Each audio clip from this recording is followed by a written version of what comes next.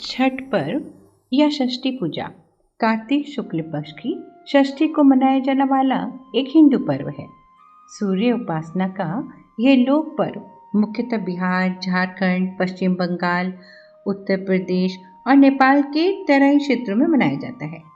यह पर्व बिहार या पूरे भारत का एकमात्र ऐसा पर्व है जो वैदिक काल से चला आ रहा है।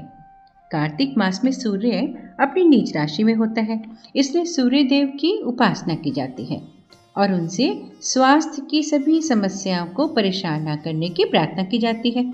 षष्ठी तिथि का संबंध संतान की आयु से होता है, इसलिए सूर्य देव और षष्ठी की पूजा से संतान प्राप्ति और उसकी अनुरक्षा दोनों ही हो जाती है। छठ पूजा में छठी मैया और भगवान सूर्य के साथ साथ उनकी पत्नियां उषा भोर की देवी और प्रत्युषा शाम की देवी की भी पूजा की जाती है। हिंदू संस्कृति में पत्नी को अपने पति की शक्तियों का प्रमुख स्रोत माना जाता है, ये तो हम सभी जानते हैं ना। छठी मैया को भगवान सूर्य की बहन और ब्रह्मदेव की मानस पुत्री कहा जाता है। सूर्य को जीवनदाता और छठी माता को संतान की देवी माना जाता है। छठी मैया के पति का नाम कार्तिकेय, जो कि शिव और पार्वती के पुत्र और गणेश जी के भाई है। यह माना जाता है कि छठ पूजा की शुरुआत रानी कर्णवती ने की थी। उन्होंने सूर्य देव से अपने पुत्र के स्वस्थ होने की कामना की थी और उनकी पूजा अर्चना की थी और उनकी पूजा से प्रसन्न होकर उनके पुत्र स्वस्थ हो गए थे। एक राजा प्रियवन थे जो निसंतान थे। उन्होंने महर्षि कश्यप से पुत्र संतान प्राप्ति के लिए बहुत याचना की। तब महर्षि कश्यप ने पुत्रयाष्टि यज्ञ करवाया और उसमें खीर का प्रसाद बनवाया और उनकी पत्नी मालिनी को दिया। उन्हें पुत्र रत्न की प्राप्ति तो हुई, लेकिन उनका पुत्र जो था वो मृत पैदा हुआ। अब वे राजा बहुत परेशान हुए और वे अपने मृत पुत्र को लेकर शमशान घाट की तरफ चल पड़े और अपना शरीर त्यागने लगे। तभी वहां मानस पुत्री छठी माँ आई और उन्होंने कहा कि तुम मेरी पूजा करो, उपासना करो सूर्य देव की। और उन्होंने पूरी उनको विधि विधान बताया और कहा कि ऐसी पूजा करने से तुम्हारा पुत्र जीवित हो जाएगा और सबको भी इस पूजा का विधान बताना। तब से ही छठी माता की पूजा की जाने लगी।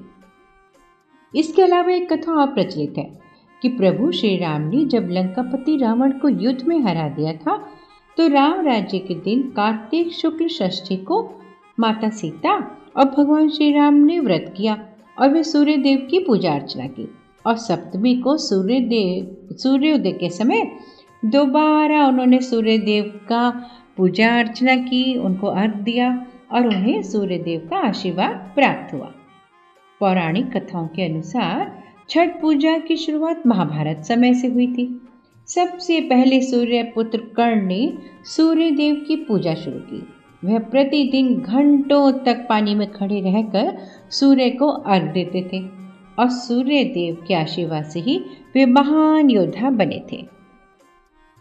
छठी मैया को प्रसन्न करने के लिए सूर्य देव की पूजा अर्चना की जाती है और दिवाली के 6 दिन बाद से ही घरों में इसकी तैयारियां शुरू हो जाती हैं। पहले दिन उनको घर की सफाई करने के बाद सात्विक भोजन किया जाता है और दूसरे दिन खरना होता है। सूर्य को संध्या अर्घ्य दिया जाता है और चौथे दिन सुबह उगते हुए सूरज को जल देते हैं। ऐसा करने से घर में धन धान्य, सुख, समृद्धि, संपन्नता सब बनी रहती है। जिस समय सूर्य की पराबैंगनी किरणें पृथ्वी की सतह पर बहुत अधिक मात्रा में एकत्र हो जाती हैं और उसके संभावित कुप्रभावों को मानव के शरीर पर ज़्यादा कुप्रभाव ना पड़े, उनसे बचाने की रक्षा की जाती है और सूर्य देव से पूजा की जाती है। 4 दिन की छठ पर्व के उत्सव में पहला दिन होता है नहाई खाई, जिसमें वे घाट पर या नदी पर या तालाब में स्नान करके भोजन करती हैं पूजा करके, जिसमें चना दाल, लौकी और चावल का प्रसाद खाती हैं।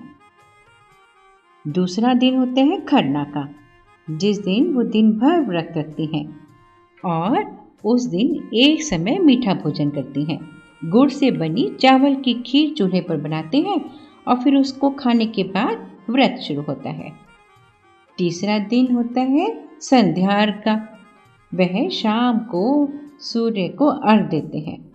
धार पर घाट पे आके और धार से सूर्य को वह अर्घ देते हैं। इस दिन सूप में ठेकुआ, चावल के लड्डू सूप में लेके वह नदी पर पूजा करते हैं और चौथा दिन उगते हुए सूरज को अर्घ देकर व्रत खोलते हैं। छठ पर्व की सभी को बहुत बहुत बधाई।